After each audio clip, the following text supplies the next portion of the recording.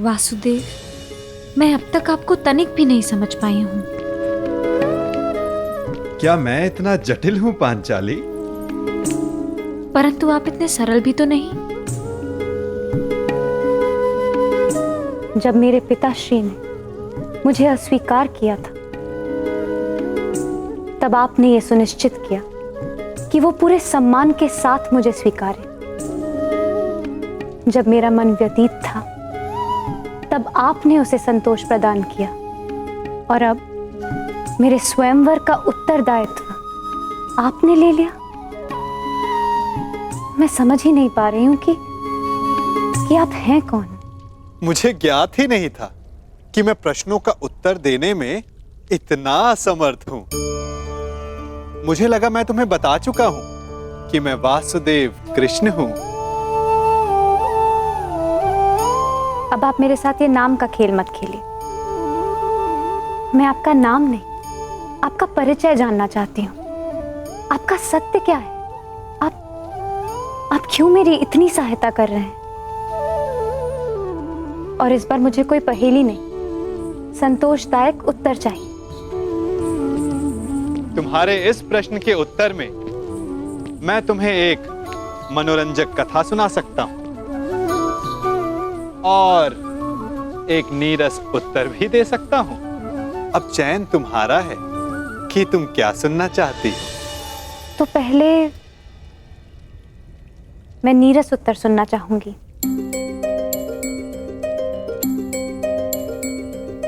तो सुनो, मैं तुम्हारा सखा हूं, तुम मेरी सखी, और मित्रों को सदैव एक दूसरे की सहायता करनी चाहिए। इसीलिए मैं तुम्हारे साथ हूं। और मनोरंजक कथा क्या है? कथा ये है, बहुत समय पहले मैंने एक स्वप्न देखा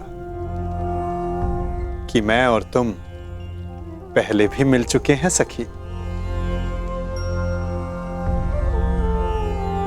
इस लोक से, इस संसार से भिन्न एक संसार में, और वियोग से पहले हमने एक योजना बनाई थी कि हम फिर से मिलेंगे। मानवता और संसार को एक नई दिशा देने के लिए, सूर्य और किरण की भांति संसार को एक नए दिवस का प्रकाश देने के लिए। और अब तुम देख ही रही हो कि हम फिर से मिले, अपना वचन, अपना कर्तव्य, अपना मंतव्य पूर्ण करने के लिए। और ये केवल स्वप्न था, है ना? हाँ सखी, स्वप्न तो मात्र स्वप्न ही होता है।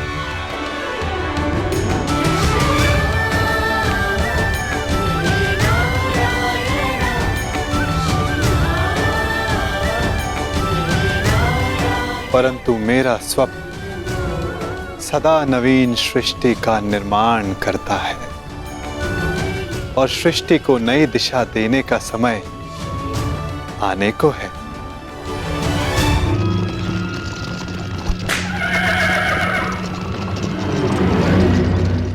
अच्छा सखा, ये तो बताओ कि स्वयंवर की शर्त क्या होगी?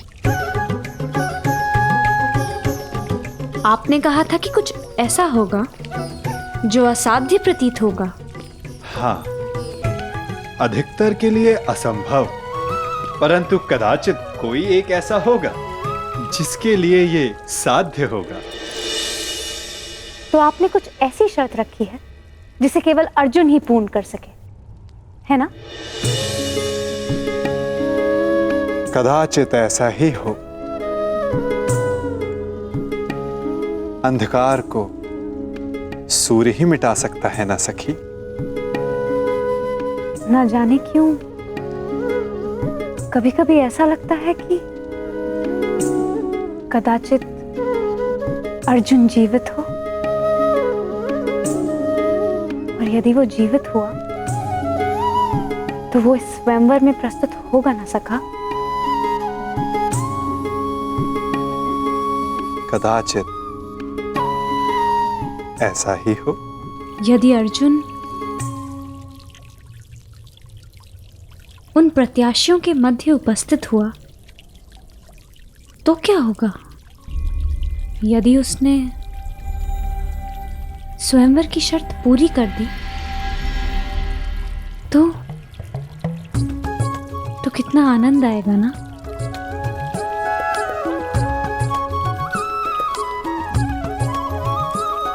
कदाचित। ठीक है, हर प्रश्न के उत्तर में कदाचित मत दो मेरे प्रश्नों का उत्तर सखा। मैं जा रही हूं। मैं स्वयं परीक्षण कर लूंगी कि आपकी परीक्षण में कौन खरा उतरने वाला है।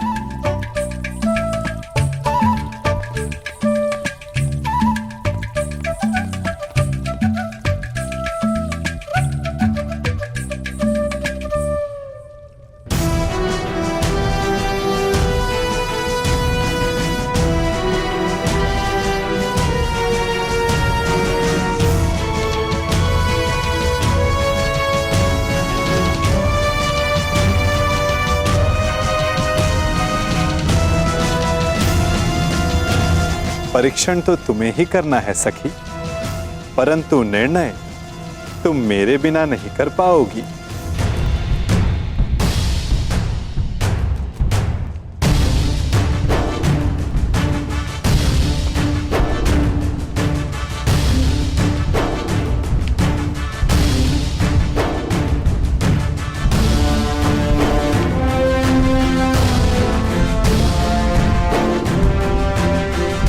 स्वागत है। पांचाल नरेश हस्तिनापुर के युवराज का स्वागत करता है। आपके स्वागत में चुनौती है पांचाल नरेश, परंतु आपका स्वागत मैं स्वीकार करता हूं। आओ कर।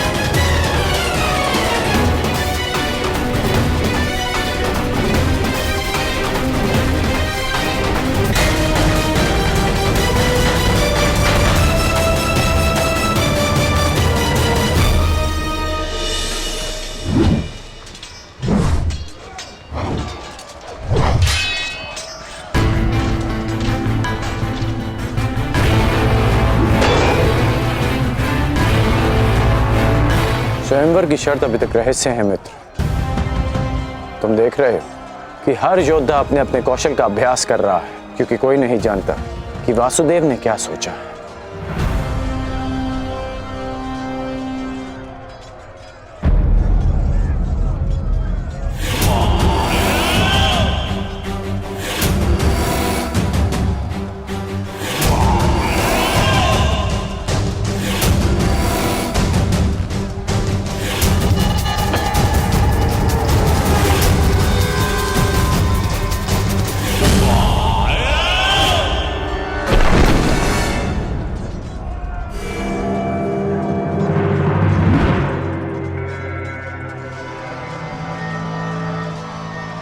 मित्र, यदि परीक्षण में गदा युद्ध, मेरी विजय तो निश्चित ही।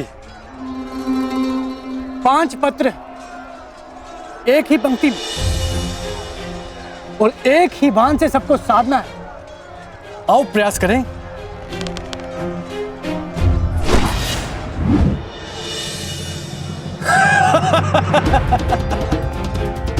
तुमसे तो एक भी लक्ष्य नहीं साधा गया प्रयागराज। तुम तो अपना धनुष ही उठा लो, वही पर्याप्त है काशी नरेश।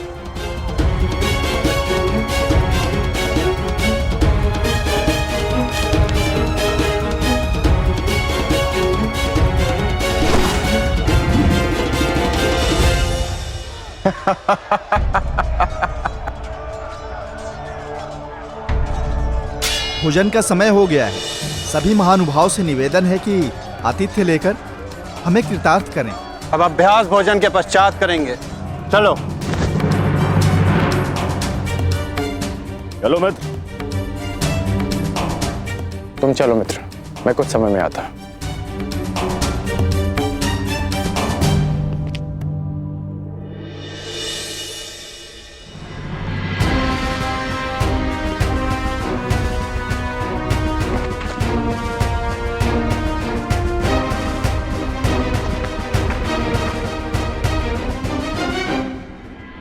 परीक्षण का उपक्रम संपन्न हुआ देवी। अब आप बाहर आ सकती हैं।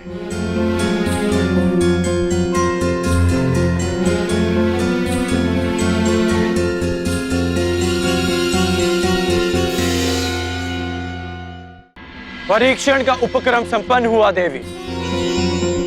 अब आप बाहर आ सकती हैं।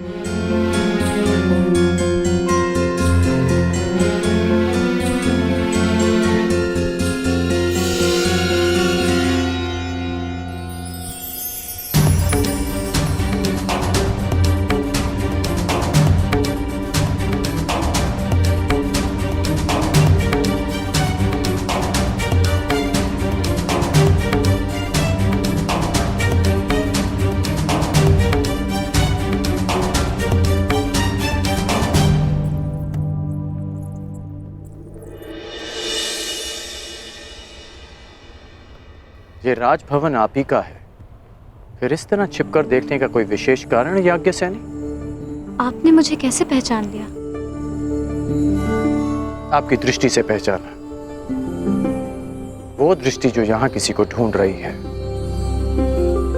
स्वयंवर में भाग लेने वालों के अभ्यास स्थल पर परीक्षण दृष्टि रखने वाली स्वयंवरा पांचाली के अतिरिक्त और कौन हो सकती है?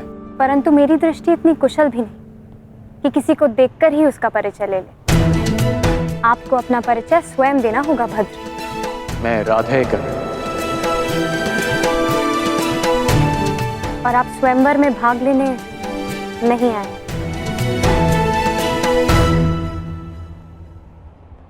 आपको कैसे पता? अब मेरी दृष्टि इतनी अकुशल भी नहीं कि स्वयं पर पड़ने वाली दृष्टि को समझ ना पाऊं। यदि आप कोई प्रत्याशी होते तो आपकी दृष्टि कुछ और ही होती। तो याज्ञ से राजकुमारी पांचाली चतुर भी है।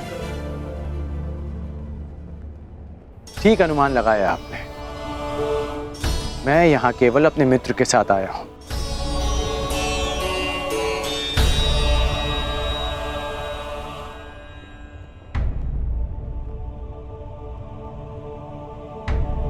और आपके मित्र कौन हैं? युवराज दुर्योधन। ये राजसी विधियां और निमंत्रण मेरे लिए नहीं है और ना ही मेरी इनमें रुचि है। मैं राजपुत्र नहीं, भुगत ग्राम का सूत पुत्र हूं। मनुष्य का जन्म महत्वपूर्ण नहीं, यदि कुछ महत्वपूर्ण है तो उसके कर्म। कर्म शब्दों से अधिक श्रेष्ठ माध्यम है मनुष्य और उसकी योग्यता के परिचय का। यदि आपकी सोच ऐसी है तो आपका होने वाला वर योग्य होने के साथ साथ बहुत भाग्यशाली होगा।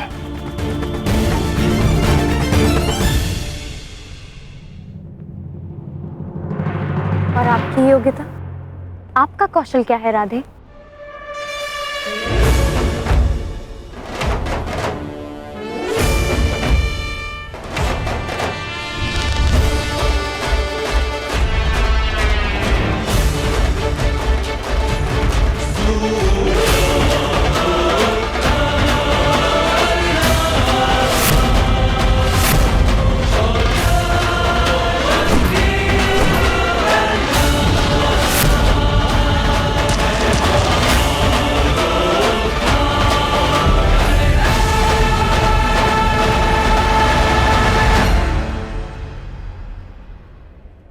अभी आप ही ने कहा था कि कौशल के परिचय के लिए कर्म शब्दों से अधिक श्रेष्ठ माध्यम है। बिना देखे आपने लक्ष्य संधान कैसे किया? मैंने संधान लक्ष्य देखकर ही किया, आपके नेत्रों में देखकर।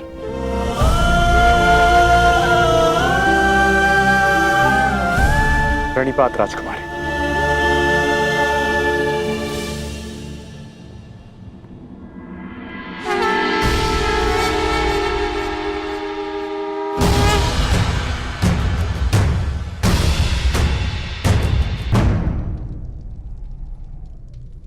कुछ एक प्रहर में तुम्हारे जीवन की नई यात्रा प्रारंभ होने वाली है सखी, परंतु तुम उद्विग्न हो, क्यों? क्योंकि सखा, आपसे मिलने से पूर्व मैं अपनी नियति को जानना चाहती थी, परंतु आपसे मिलने के पश्चात मुझे ये विश्वास हो गया कि जो नियति ने निश्चित किया वो अवश्य होगा। निसंदेह। यदि मैं अर्जुन की भार्या बनने इस संसार में आई थी, तो फिर मैं जीवित क्यों हूं? यदि अर्जुन ही जीवित नहीं?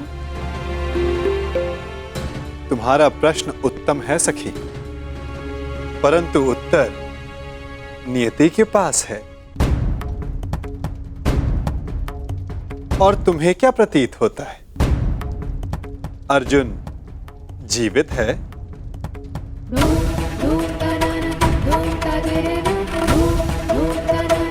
मस्तिष्क कहता है नहीं,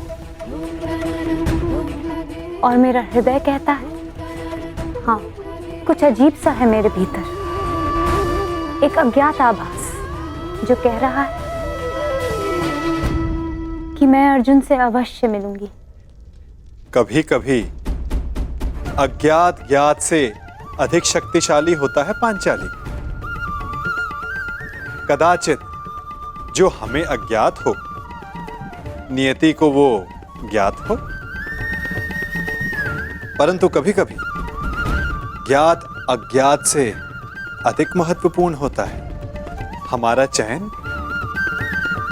जैसे इस स्वयंवर में महत्वपूर्ण है तुम्हारा चयन। वाह वासुदेव, आपने मेरे स्वयंवर की शर्त रखी जिसे पूर्ण आकार देने वाला मेरा वर होगा, तो मेरा चयन तो स्वतः समाप्त हो गया ना? नहीं सखी, जो शर्त पूरी करेगा उसका वर्ण तुम कर सकती हो, परंतु ये तुम्हारा अधिकार है कि किस वर को तुम नहीं चुनती हो।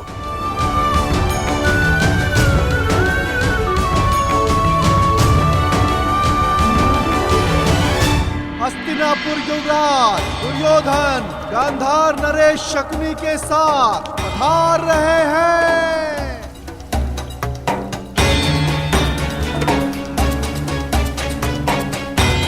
अब प्रवेश कर रहे हैं भद्र नरेश शल्य।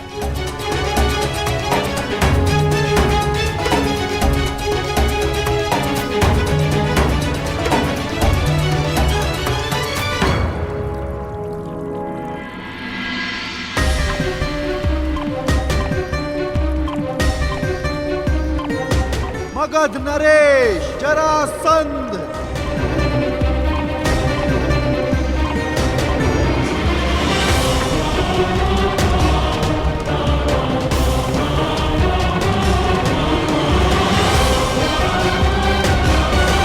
आप यहाँ अतिथि हैं मगध नरेश, इस स्वयंवर के प्रत्याशी, और मैं यहाँ स्वागत करता हूं। अब आप पर निर्भर करता है कि आप अतिथि की भांति मिलना चाहते हैं या हमारे मिलन के इतिहास का 19वां अध्याय रचना चाहते हैं।